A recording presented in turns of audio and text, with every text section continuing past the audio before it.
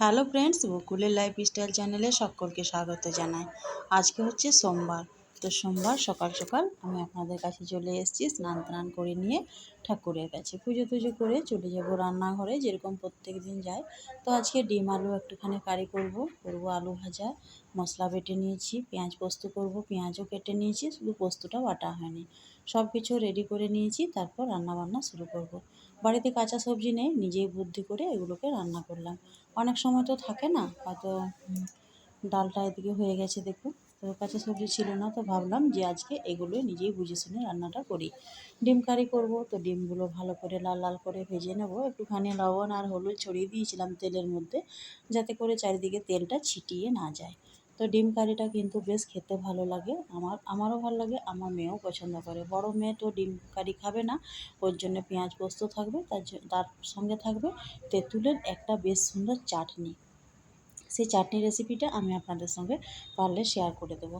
তো ডিম কারিটা আমি বানিয়ে নিচ্ছি। সব আলুগুলো দিলাম না, আলুটা আমার হাজব্যান্ড খায় না, আমি আর আমার ছোটো মেয়ে খাবো, মানে বর্ষা খাবো।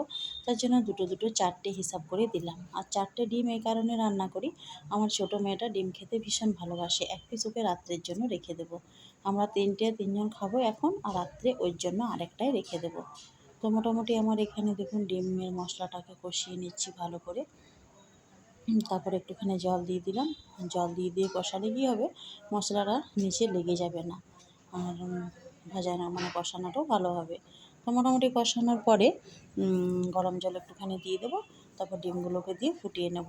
এই যে কষানো হয়ে গেছে, এবার ডিমগুলোকে দিয়ে ফুটিয়ে নিচ্ছি। একটুখানি গরম মশলার গুঁড়ো ছড়িয়ে দিলাম, আর তারপর নামিয়ে নেব। দেখুন আমার ডিম কারি হয়ে গেছে, লাল লাল একটা ডিম কারি। কাঁচা সবজি না থাকলেও কোনো অসুবিধা নেই। ডিম ছিল ফ্রিজে, তো ভাবলাম ডিমটাকে করে দিই। আর আলু তো থাকেই অ্যাভেলেবেল, তো আলু দিয়ে আলু ভাজা করে দেবো, পেঁয়াজ পোস্ত করে দেবো। ব্যাস, আজকে এরকম বাড়িতে থাকা উপকরণ দিয়েই কিন্তু দিনটাকে পার করে দিলাম। এই যে মোটামুটি পেঁয়াজ পোস্ত চলছে। পেঁয়াজটাকে ভালো করে লাল লাল করে একটুখানি ভেজে নেব, আর তারপরে পোস্তটাকে দিয়ে দেবো। আজকে আর আলু পোস্তটা করলাম না, এই কারণে যে আলু ভাজাটা হচ্ছে, আর মেয়ে যদি অসুবিধা হয় ওটা দিয়ে খেয়ে নেবে। তো পেঁয়াজ পোস্তটা বেশি করে করলাম, আমাদের তিনজনের এটা হয়ে যাবে। পোস্ত একটু বেশি করেই বেটেছিলাম। তো একটু শুকিয়ে এলে একটু মানে পেঁয়াজ পোস্তটা একটু কষা কষা ভালো লাগে, ভাজা ভাজা। তো এবার নামিয়ে দেবো, তারপর আলুটাকে ভেজে নেব। তো মোটামুটি আলুটা আমি এখানে ভেজে নিচ্ছি। তেল দিয়ে দিয়েছিলাম, তারপরে আলুগুলোকে দিয়ে দিলাম, ঢাকা চাপা দিয়ে ভেজে নেব। আজকে আর গোল গোল করে কাটিনি, একটু সরু সরু করে কেটেছি, যেরকম আমরা রুটির জন্য আলু ভাজা করি সেরকম। এটাও মাঝে মধ্যে ভাতের সঙ্গে ভালো লাগে।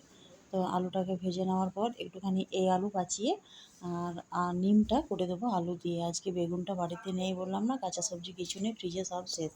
তো তেঁতুল চাটনিটা আমি আপনাদের সঙ্গে শেয়ার করে দিই।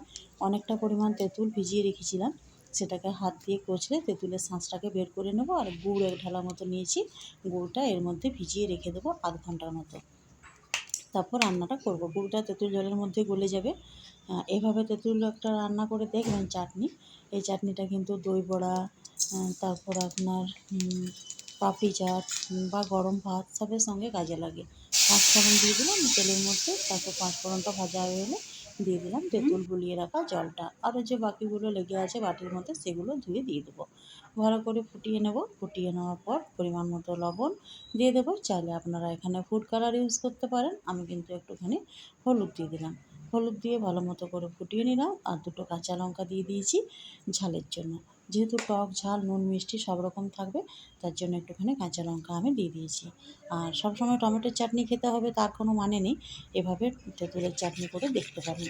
1 চামচের মতো বেসন গুলিয়ে নিচ্ছি, দিয়ে দেবো এই চাটনির মধ্যে। আর এই চাটনির মধ্যে বেসন গোলাটা অবশ্যই দিতে হবে, তার ফলে কী হবে, জেলির মতো থকথকে হবে রান্নাটা, আর বেশ একটু গাঢ় ভাব হয়ে আসবে। তো বেশিক্ষণ কিন্তু ফোটানো যাবে না, 1 মিনিটের আগে নামিয়ে নিতে হবে। একটুখানি চাটনিটা গাঢ় হয়ে এলে নামিয়ে নিতে হবে। তো চলুন ঠান্ডা করে দেখাচ্ছি আমি আপনাদেরকে আমার চাটনি কেমন হয়েছে। আর যদি আপনারা এই চাটনিটি বানাতে চান, তো এইভাবে একবার দেখে বানিয়ে নিতে পারেন। তো আজকে আমি চাটনি রেসিপিটা শেয়ার করলাম, একবার জানাবেন কিন্তু আমাকে কেমন হয়েছে। এই যে দেখুন আমার চাটনি, এটা আমার চাটনির ফাইনাল লুক। ঠান্ডা হয়ে গেছে। আর দুটো একটা বীজ আমি ইচ্ছাকৃত রেখে দিয়েছিলাম, এটা দেখার শোভাবর্ধনের জন্য। শুধু একদম যে চাটনিটা তেঁতুল নেই, দেখতে কেমন লাগে, তার জন্য আমি 2-4 পিস তেঁতুল এখানে বীজ রেখে দিয়েছিলাম। তো চাটনি আমার হয়ে গেছে। তো মোটামুটি সব রান্না কমপ্লিট হয়ে গেছে। আলু ভাজা, চাটনি, পেঁয়াজ পোস্ত, ডাল। তো দেখুন বাড়িতে থাকা উপকরণ দিয়েও কিন্তু বুঝে শুনে রান্না করলে অনেকগুলোই সবজি হয়ে যায়, তাই না? তো চাটনিটা দেখছেন কত সুন্দর আমার হয়েছে, একদম জেলির মতো থকথকে। আর দুই মেয়েই কিন্তু চাটনিটা খেয়ে খুব ভালো বলেছিল, বললো মা চাটনিটা দারুণ হয়েছে। আর নিম বেগুনটা একটুখানি বাকি ছিল, নিম বেগুন নয় সরি আলু, আজকে বেগুনটা নেই, তো ও আলু ভাজাটাকে দিয়ে কয়েকটা নিম পাতা দিয়ে আর কর্তা মশাইয়ের জন্য করে দিলাম। এটা তো ও একা খাবে, ওর একার জন্য এটা হয়ে যাবে। কড়াইটা সবশেষে দেখলাম তেতো হবে, তার জন্য সবশেষে এটাকে করলাম। বেশ খানিকটা পরিমাণ বাজার গিয়েছিল, তেঁতুল আনতে বলেছিলাম। এটাকে নুন দিয়ে মাখিয়ে রেখে দেবো, 1 বছর কিছু হবে না। নুন দিয়ে এভাবে মাখিয়ে রেখে দেবেন, কৌটোর মধ্যে ভরে ঠিক থেকে যাবে, ফ্রিজেরও দরকার নেই। তারপর সন্ধ্যাবেলায় বাচ্চাগুলো পড়তে আসে, ওরা একটুখানি কানামাছি খেলছে। তো আমারও সারাদিনটা ভালোই কাটলো রান্নাবান্না করতে করতে। তো কেমন লাগলো ভিডিওটি অবশ্যই জানাবেন। আর একটা কিন্তু লাইক দিয়ে দেবেন, আপনাদের একটা লাইক আমাকে অনেক দূর এগিয়ে যেতে সাহায্য করে, বা মনটা একটু উৎফুল্লিত হয় যে আপনারা তো দেখে আমার ভিডিওটা লাইক করলেন। তো ঠিক আছে, সকলকে জানাচ্ছি গুড বাই।